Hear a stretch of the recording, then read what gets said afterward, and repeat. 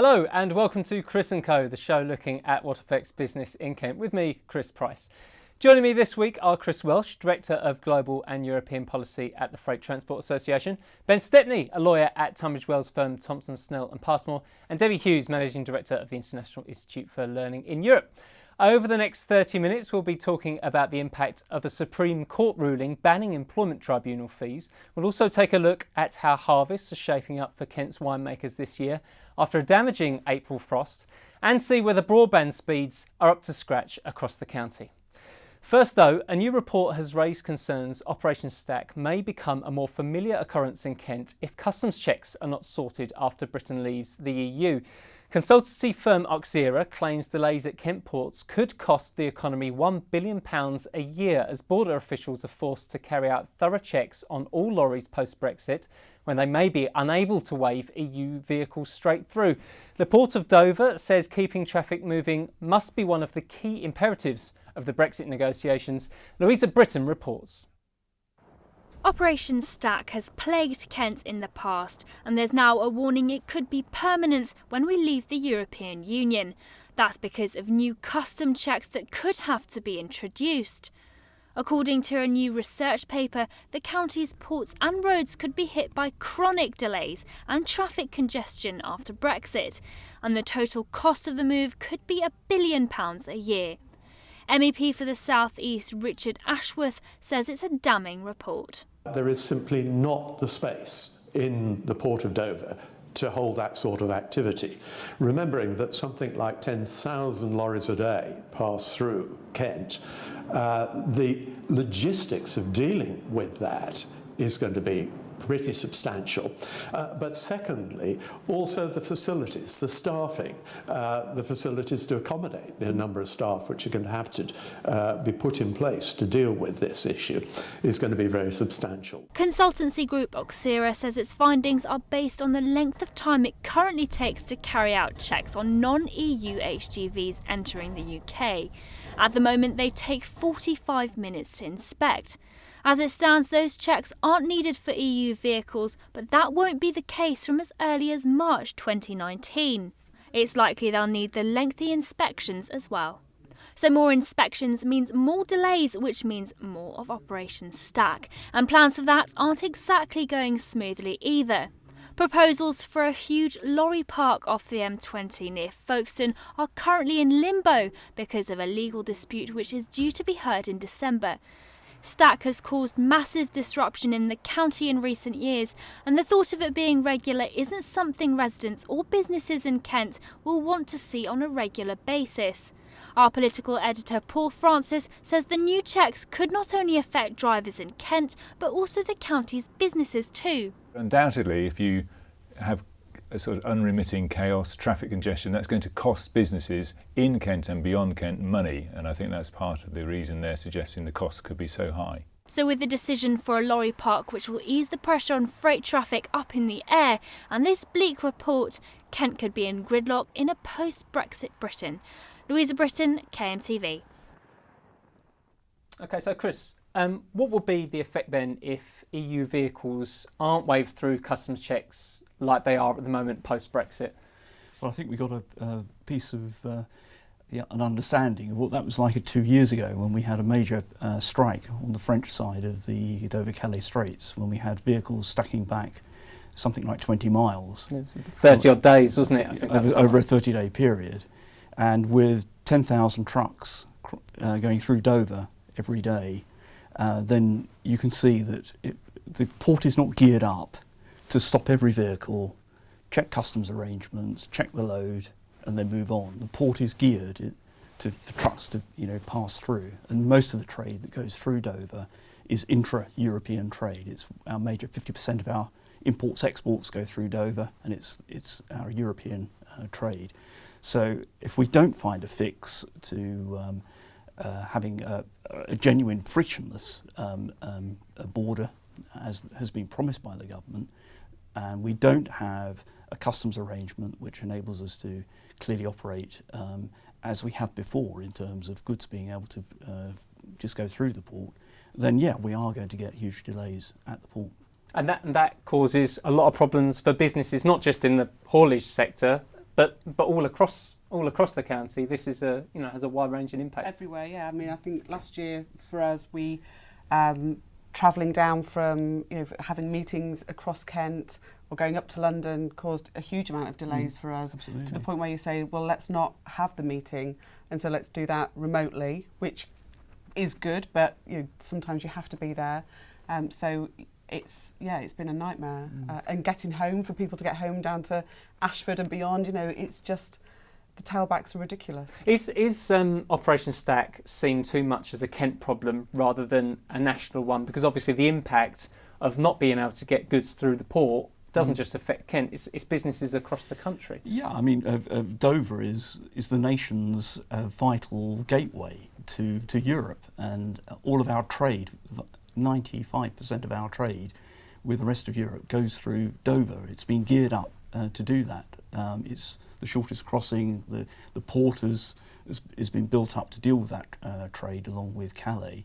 So it's just not easy to divert that to other parts of the country. So are politicians taking this seriously enough, do you think, given the level of impact that problems that the Port of Dover can cause? Well, I think one of the aims of the report is to try to emphasise to the policymakers in government when dealing with Brexit that this needs to be given more of a priority. And some of the concerns that I hear when speaking to businesses in Kent is that Operation Stack is quite bad for Kent's reputation as a place to do business. When across the national news you see pictures like those in your report of lorries just stacked up down the motorway, it doesn't make Kent look like a very viable place to come and do business. Absolutely. Realistically, can you see the scenario outlined in this report where you have Operation Stack on almost throughout the year? Realistically, do you think that is actually going to come to pass? Is this an absolute worst case scenario they're putting forward? Well, I think the government has been in listening mode now, and I think we're in the stage now where we've got to move towards some firm proposals to ensure that worst case scenario doesn't happen. So that means we have to have a trade deal, and logistics. You're quite right. The fact is we have to have logistics as one of the key elements in any free trade agreement with Europe, because unless we do that, the goods don't move. The goods can only move by transport and for Europe through Dover. So we are into the position now where we have to make arrangements for goods to be cleared. If there is going to be customs procedures, then those procedures need to be electronically based. The clearance and checks need to be taken away from the port to inland destinations where they can be cleared and so on, so that we don't get the clog up in our main, sort of gateway artery and block trade. Can't we extend the transfer of goods, not just focusing on Dover? Can't we think differently about how we export and all of the ships coming in and coming into or the other ports? Can't we? Ramsgate's been an option, hasn't it? Been put forward. Well, yeah, but it hasn't got the infrastructure there, and indeed most of the other ports up and down the country are not geared to this roll-on roll-off trade. I mean, there are certainly certain ports up in the north that in Teesside, for example, and Hull move a lot of trade to Scandinavia. And a lot of Scottish imports and exports come through there to the continent. So we don't get many trucks, for example, going all the way from south of France, for example, up to Scotland. They will, go on a ferry to Hull or somewhere like that, and then take that journey on to Scotland. But for the vast majority of UK goods, and of course Ireland, most of Ireland's trade comes through Dover as well. Ireland's trade with the rest of Europe. There isn't much of a choice. You need these proper facilities to do that, and we just can't do it within a 2-year implementation period. Sure. Guys, thanks very much for your thoughts on that. Moving on now, a new report on behalf of a group of MPs claims a third of broadband connections in Kent aren't getting the minimum download speed set by the government. The The cross-party study, led by former Conservative Party Chairman Grant Shapps, shows 31% of connections are failing to reach the minimum target of 10 megabits per second, with the areas around Ashford and Canterbury the worst affected. Slow broadband is a common source of headaches for businesses. We asked people in Canterbury if they think their internet is up to scratch. As far as I'm concerned, it does what I need to do, which is fairly basic, because I'm a silver sinker rather than a silver surfer. I think the service is bad. I tend to get no service or just E. We all know that in the countryside, for those who live out there like myself, it's terrible. But if companies were to invest more and put in more cables and different things up, it would increase it a lot more better. Yeah, I don't tend to get very good service here at all. I mean, I tried going online, literally just up the corner here by Boots. I couldn't get one at all, so yeah, it's not that great. In Canterbury, I think there's some places that it works really well, and if you've lived here for a while, you know where you have to go. But yeah, unfortunately, not very good. I was just trying to look up a chicken casserole recipe and I could not get one. Okay, guys, so are these broadband figures a surprise? It's a surprise that commercial hubs like Ashford and Canterbury scored the lowest, because that's where lots of businesses are based, and they need to be able to access the internet, download invoices, etc., as quickly as their competitors. How can businesses mitigate the kind of problems of slow broadband? I mean, it's something that really sort of affects them very, very quickly. Yeah. People expect to be able to get good access to broadband all the time.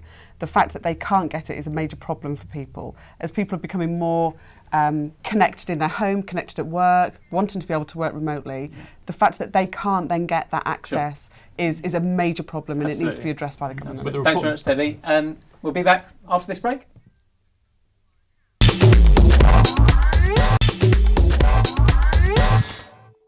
Hello and welcome back to Chris & Co, the show looking at what affects business in Kent, where I'm joined by Chris Welsh from the Freight Transport Association, Ben Stepney from law firm Thomson, Snell and Passmore, and Debbie Hughes from the International Institute for Learning. Now we're looking at the Supreme Court decision to ban fees for employment tribunals. The number of cases brought against employers plummeted by 79% after fees for bringing claims were introduced in 2013, with a judgment ruling them unlawful last week. Many commentators are expecting a flood of new claims, with unions saying the ruling will improve access to justice. So, what will be the impact of the ruling on businesses? Well, figures from the Institute of Directors taken before the fees were introduced show 55% of bosses had been advised it would be cheaper to settle tribunals out of court. 79% meanwhile said they were concerned employment regulations would lead to a payoff culture at work, while 34% said they had been deterred from hiring staff because of concerns about no-fee employment tribunal claims against them. Ben, are these concerns from employers reasonable? Are they justified? In most cases, it's something that businesses are in control of.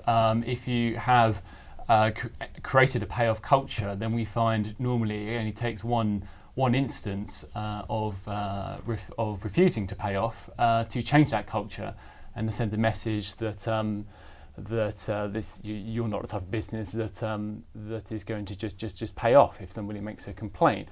I would also add that one of the reasons that the government's case for the tribunal fees failed was that there was no evidence that the claims that were still being made after the fees were introduced were any more meritorious than those beforehand. In fact, roughly the same proportion of claims succeeded as before the fees were introduced, which suggests that the fees did not deter any unmeritorious claims. Absolutely. So, are we going to see? Do you think that now that these fees have been abolished, do you think that the businesses' concerns that we'll get a flood of employment tribunal cases that are going to bear out? I mean, I certainly expect the number of claims to increase, and of course the case against the fees was largely based on the fact that there was such a significant 79% drop in the fees. But since the fees were introduced, there's also a mandatory conciliation process that all claims have to go through now via the ACAS service, which is aimed at getting the parties to talk to each other and try to settle the matter before it goes to tribunal. So I think it's unlikely that we're going to see claims go back to the same level they were before 2013.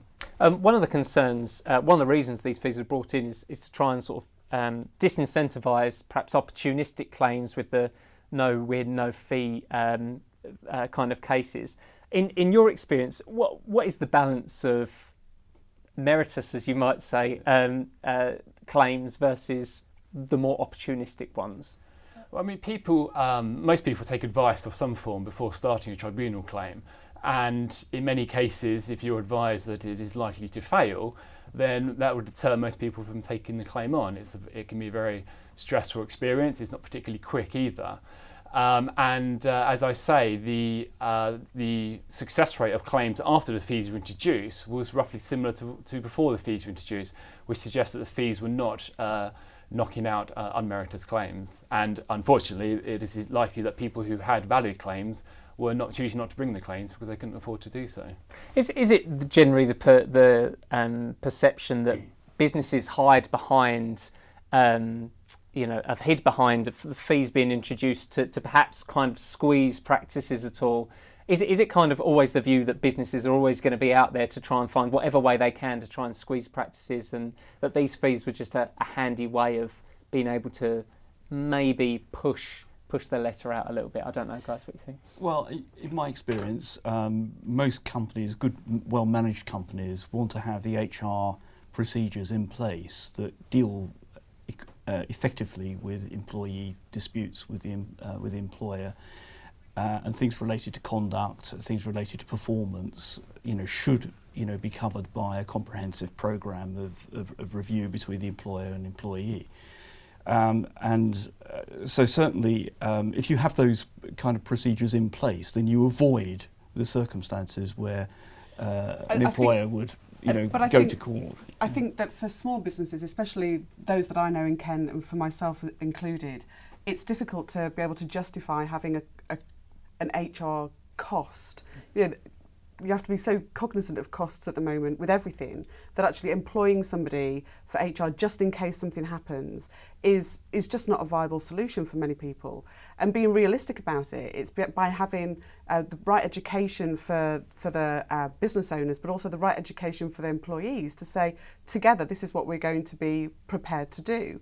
This is what, by having open communications, you can say, this is the way of working, this is the flexible organisation that we work in, for example, and this is what we can provide. What is it that you want to make sure that there's job satisfaction and that everybody's point is considered? And I think by having that respect and high levels of integrity from management right through, I think make sure that there's going to be a reduction in claims at all. I mean, we shouldn't even be talking about the fact that there's tribunal costs and that people are going to be trying to push their luck with getting a claim. It's about educating people to make sure that they can do the right thing in work as an employer and an employee. Sure, absolutely. I mean, it's a topic that we could talk about for a very long time, but unfortunately we have a lot to get through in this show. So what better way to move on, in fact, towards the end of the show than to talk about wine. Vineyard bosses had their heads in their hands earlier this year when a frost in April blighted large swathes of crops. But one winemaker believes the cold snap could be a blessing in disguise for Kent's growers. Louisa Britton reports. Kent's wine is going to be particularly good this year, and one of the vineyards reaping the benefits of a good harvest is this one, the Hush Heath Estate in Staplehurst. These vines were first planted here more than a decade ago and will be harvested in a couple of months. So once the grapes are picked and pressed, they end up here in the fermentation tanks where the alcohol is developed. Now here at Hush Heath Estate, they specialise in producing 3 types of grapes. That's Chardonnay, Pinot Noir and Pinot Meunier. And this year is going to be a particularly good vintage, and that's because of the weather and the frost that they had in April. A cold snap in April lasted 3 nights and temperatures dipped as low as -6 degrees in some parts of the southeast. It was the first time this happened in about 20 years, and the cold weather even went as far as Provence in the south of France. At the time, there were fears of a catastrophe, with some winemakers predicting that yields could be 75% below average. But smaller numbers of grapes does mean the harvest will produce very good quality fruit. We've probably lost 40% of our yield of our 2017 harvest. which means that although we're going to have less produce, which is difficult because demand is very high for English wines at present, the upside is the quality of the wines, because there's less pressure on the vines, the juice, the grapes, will be much higher quality. So we're expecting a very high quality vintage, but a much smaller vintage. Over the last few years, there's been a growing interest in English wines. At Hush Heath, they produce about 100,000 bottles a year, but plan to increase that amount to 400,000 within the next 2 to 3 years. Well, English wine has really taken off, really in the last 2 years, not only from demand from the UK, but also internationally. We've seen a surge in quality. Potential of global warming has helped us, better winemaking techniques have helped us, investment into the wine industry has helped us. And there's more of a nationalist approach today. More and more people are interested in provenance of where their food and drink comes from. So it's a very exciting time for Kent, and it's a very exciting time for the wine industry in Kent specifically. So it seems that although winemakers had to recover after the frost-ravaged vineyards, the end results could ultimately be very positive. Louisa Britton, KNTV, Staplehurst. Okay, so potentially a good year for Kent wines this year. I mean, do you think that the perception of English wines has changed in recent times? Definitely. I think a few years ago, I've lived in the area for most of my life, and Kent wines was always looked at as, said, what is that? Let's not have it. Let's go to France and buy wine. But actually now, the fact that Prince William and Princess Kate bought all their wines from Chapel Down, the fact that Bluebell Hill has got massive vineyards with big production over the next 20 years especially, we're going to see a massive influx in amazing wines in the area, and it's something that I'm really looking forward to trying. I think we were talking about price points, and that's something that we need to be very cognizant of, but Kent wines are definitely getting out there more. And so a vintage year, but you're saying be careful of the vintage price. Yeah, I mean, the Kent wines are fabulous, and they specialise in the sparkling wines, and they're winning awards in France even, against champagne. So clearly the quality is there, and people will pay a price for quality, there's no doubt about that. But I don't think they can just put the prices up and believe that consumers will just automatically buy that. I do think that'll come down as the mass production starts to happen and much more wines are produced. I think costs will become more favourable. Yeah, but I don't think they're in the mass production market here. I know there's yet. a lot of wine that we could produce in Kent, but not on the scale of France. Definitely more niche, I think. And before we go, we just have time to reveal our number of the week. And this week's number of the week is 60, which you can see here. That's the number of years Caterham Cars has been producing its iconic 7 model. The luxury car maker builds the powerful auto at its factory in Dartford. Ben, what a great story I guess it is for Kent to have an iconic brand like Caterham making cars here. Yeah, it's great to see a national brand still being manufactured in Kent, and perhaps when I'm 60 I'll be able to afford to drive a Caterham. Yes, absolutely, absolutely. I mean, but it's a car brand that everyone has sort of seen and come to know, and I guess it's something that maybe very aspirationally we'd all like to drive one, perhaps slightly out of the price bracket at the moment. Yeah. But that's it for the latest edition of Chris & Co, our show looking at the issues affecting business in Kent. Keep up to date at kentbusiness.co.uk. But that's it for now. Thanks very much. Have a good day. Bye-bye.